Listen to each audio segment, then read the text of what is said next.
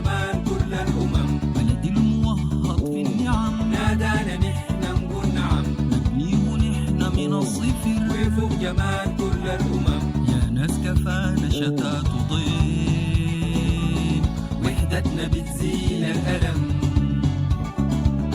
سوداني بس من غير جهاد، خلوها قبلية السجن، سوداني بس من غير وصف، سوداني بس ياهو الاسم، سوداني بس من غير وصف، سوداني بس ياهو الاسم. شركة الصويت الرشيد للاستثمار المحدودة، الوكيل الحصري لمنتجات SDLG.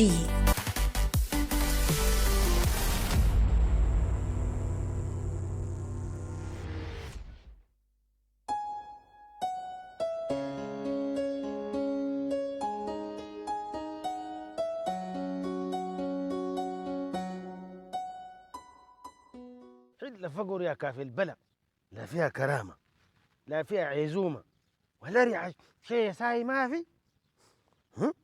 السايبين ديل لا بحجوا ولا بسموا ولا لحمة دي ذاتها ما في.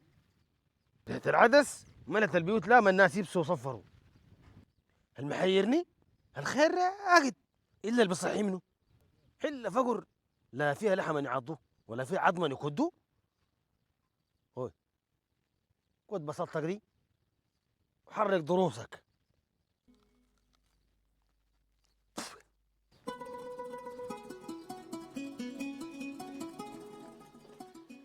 أستاذ عبد اللطيف، أستاذة وديعة. موعد الحصة جاء؟ قال يا أستاذة وديعة. مالك يا أستاذ؟ في شنو؟ مالي؟ ما من عوايدك إلا ينبهوك للحصة. لا ما في حاجة. المرتبات نازلة بكرة. وزعتها قبل ما تصلي.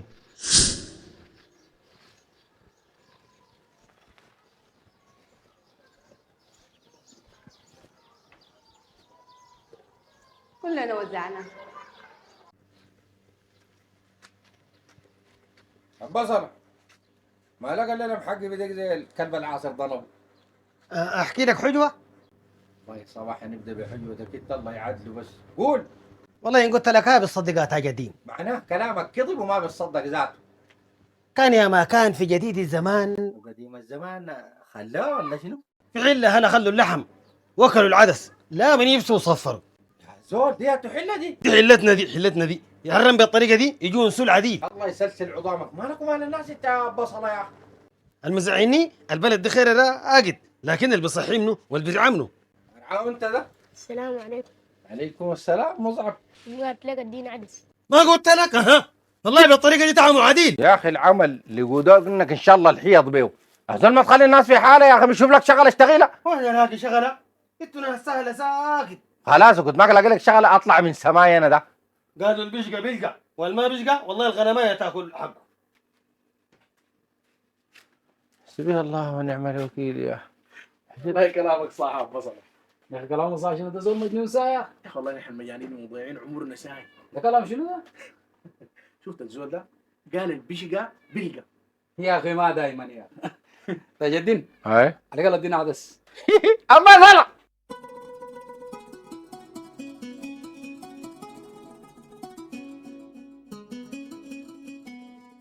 اصعب تعال عشان ابوك بيجي 200. والله ما اعرفه. مش يا اخي مش ابوك ما عارفه بيجي 200 ذاته. والله يا اخي البصله براسه مدوق قصده صدق. الجروره صف فينا. شرفت يا أستاذ نورين. الله يبارك فيك يا الله يكرمك يديك العافية.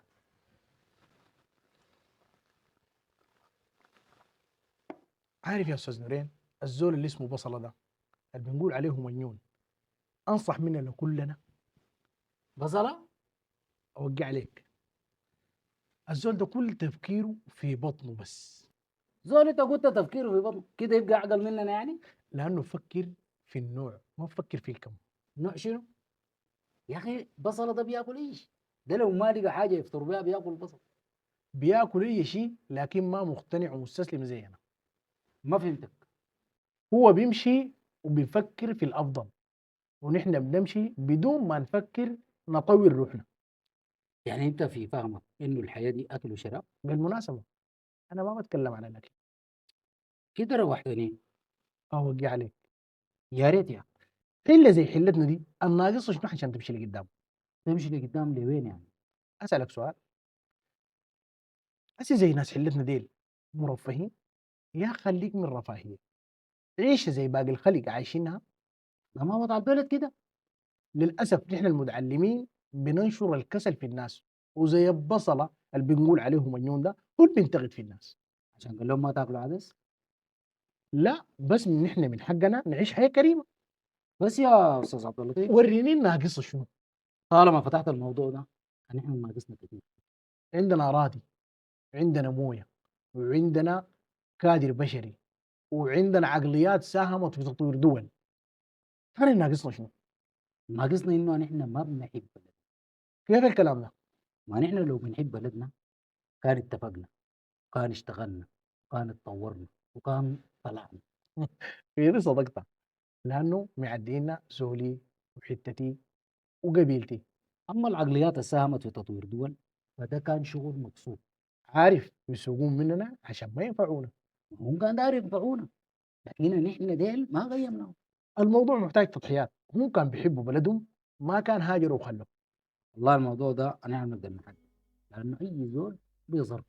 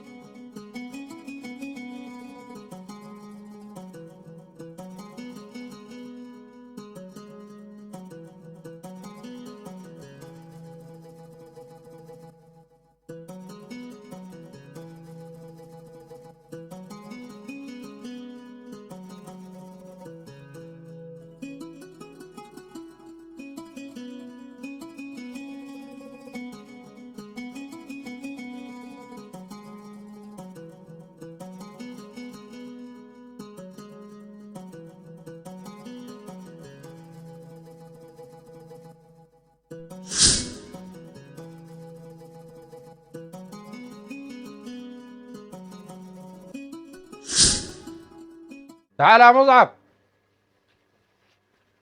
ابويا الليله ما جا عشان كده ما جبنا لك القروش. بس هسألك من القروش منو؟ انا بدور ازعلك جابك من المدرسه بدري شنو؟ نعال ما طردك في القروش. لا انا اسمع عبد اللطيف اللي بقرينا الليله ما جا. يا ساتر ماله ما جا؟ والله ما عارف.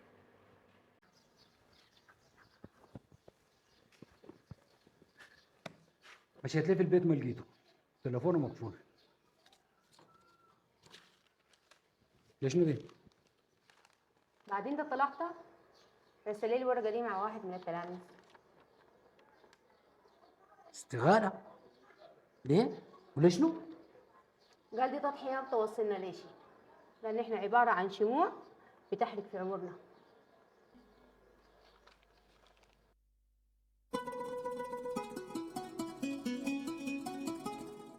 أنا لا يمكن أخليه يرتكب خطأ زي ده.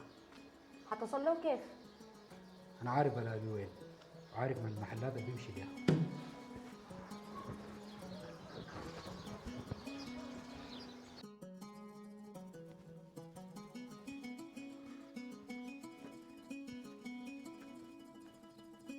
انا كنت متاكد حلاقيك هنا. يا نورين، يا اخي كلامك اللي قلته كله صح، انه المرتب ما بيسد الرمق، لكن ما بيحفظ لوغارك دي كيف انا داير اعرف. كونك احترفت انه ما بيسد الرمق مفترض تفهم باقي الكلام. يا استاذ عبد اللطيف، ما هو ما ممكن انا استاذ مفترض يكون مصاري حسن، مفروض اصرف على نفسي واتعالج واتزوج من المرتب ده. يعني كده ده اللي بيفقدك وغارك؟ لا، انا عشان اعمل ديل كلهن يا اسرق يا اشحد، وده طبعا مستبعدات. طيب الما مستبعد شنو؟ اللهم اعوذ بك من غلبة الدين وقهر الرجال. يا استاذ ما انت البراغل قاعد تتدين، كلنا بنتدين. يا نورين، ما تفتكر انه انا وصلت للقرار ده بالسهل. يعني خلاص هو بقى قرار ونسيت كلامك اللي كنت قاعد تقوله؟ يا تو كلام. كلامك اللي كنت بتقوله للناس اللي بتهاجر وبتخلي البلد مفترض ما يهاجروا ويضحوا. وانت زمان كنت بتقول انه اي زول هاجر له ظرفه، وكنت زمان بتقول انه الناس اللي هاجروا ديل نحن ما قيمناهم. ده كلام عن الناس اللي هاجروا. عدم التقييم يا هو عدم التقييم. كيف يا هو يعني؟ استاذ في الدرجه الثالثه بيعلم مجال تنفع بلد، مرتبه ما لاحق 300. هو عدم التقييم ده كيف؟ يا اخي الدوله دي لو ما احترمتنا في شخوصنا تحترم مهنه التدريس، دي مهنه الانبياء.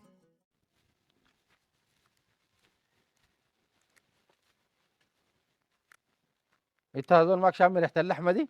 نابشنا بين الحلال عيشتنا كلها عدس في عدس قايله ولا شنو؟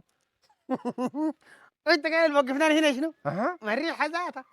هذوك دي ستة قايداك نخرتك من زقاق لزقاق.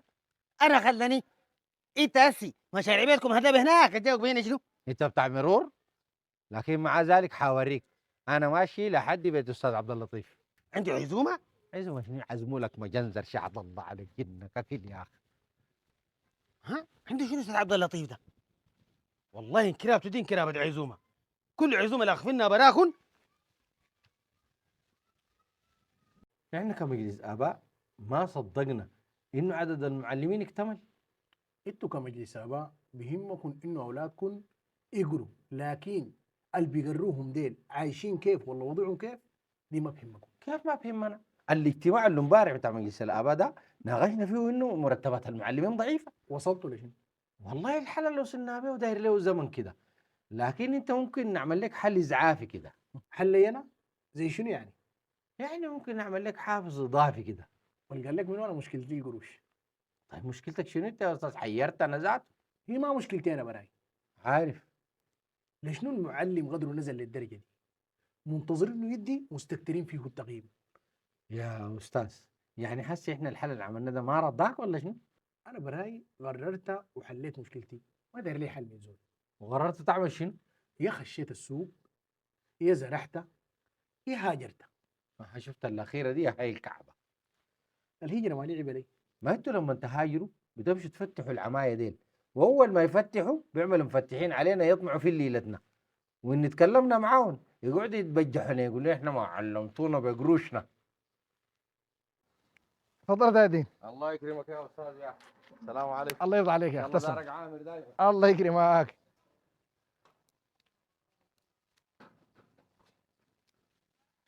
البصلة بقيت الوحيد اللي ما نظمت معاي. اها عندك نظم؟ الله يتيدين كلامه صح. تيدين؟ كلامه صح. وكلام تيدين سمعوا كيف؟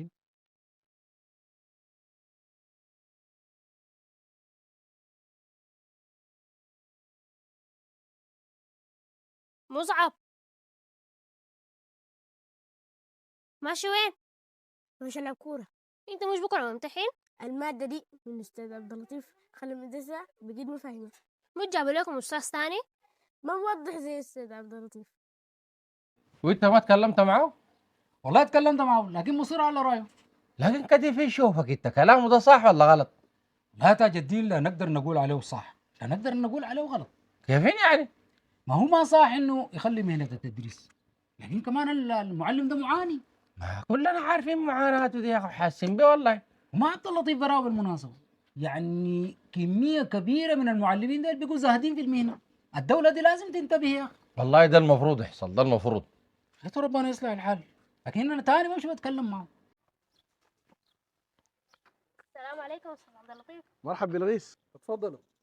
مصعب اخوي ده قال بما انت مشيت هو بقى ما فاهم اي حاجه. لا ما في مشكله، جيبي لي انا بشرح له. لا انا براي الفصل كلهم قالوا ما فاهمين حاجه. لا يا مصعب يا ولدي، لا انت فاهم مشكلتي، لا اخوانك اللي معاك فاهمين مشكلتي. الحاصل عليك حاصل على كل الناس، وده الممتحنين كانت تتم معانا السنه بس. على حساب حاجات كثيره، عمر واحلام وطموحات. خلاص ما مشكله، انا بشوف لي استاذ لي مصعب. لا خلاص، مشكله مصعب دي محلوله، جيبي لي انا براجع له. انا ما داير يا معي ناس وصلي يا ما داير. ودعناك الله يا استاذ.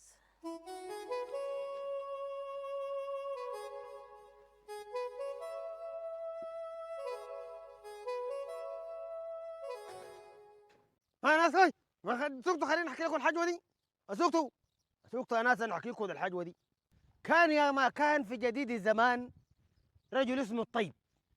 الطيب ده في جيبه اصبح فيه 1000 جنيه بس، لا بيقدر يفطره ولا يفطر اولاده. قام جاهه شحات. الشحات ده قال له اديني كرامه. الطيب قال له الله يدينا ويديك.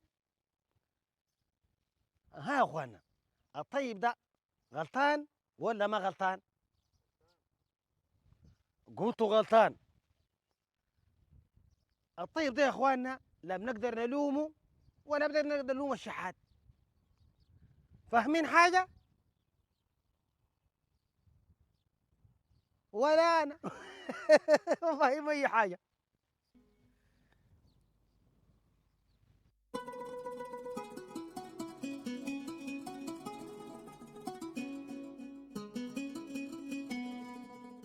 لا انا براي الفصل كلهم قالوا ما فاهمين حاجه. انا ما داير يا معي ناس وصلي يا ما داير. قال لك شنو؟ والله لسه مصمم على قراره.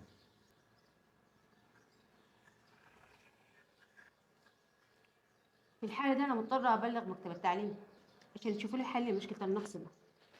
كده انت يا استاذه ما تحاولي معاه، انت المديره. يا أستاذ نورين، التعليم ده نور ونار، ما بيقدر عليه إلا المؤمن به وبرسالته.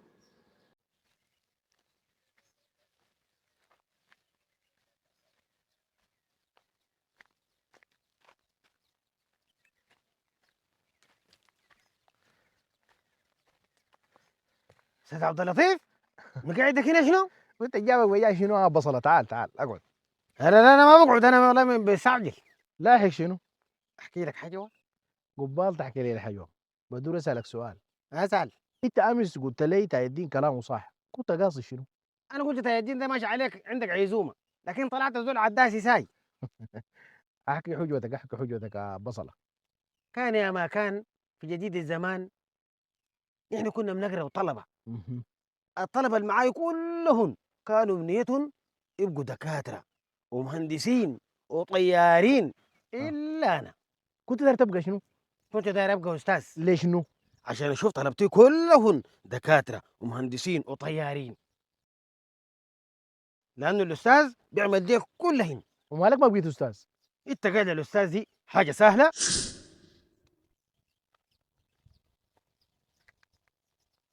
انت قاعد الاستاذ دي حاجه سهله.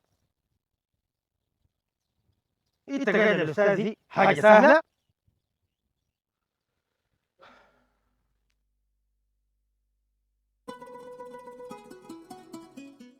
انا استاذ بدرس في مدرسه، وعندي تلاميذي بيحبوني شديد، وانا بالنسبه لهم قدوه. زعلوا شديد لما انا قررت اخلي مهنه التدريس. انا ما بلومهم، لانهن ما عارفين معاناه المعلم ولا هوانه على الناس، ولا حتى هوانه على اسرته اللي هو ما قادر يلبي لهم ابسط احتياجاتهم. عشان كده انا قررت اترك المهنه، بس ما قدرت، لانه التدريس جاري في دمي، وكل المعلمين الشغالين ديل شغالين لانه التدريس جاري في دمهم. رساله للدوله وللمجتمع: عاينوا للمعلم بعين الرضا وغيموه. المجتمع كله بينصلح.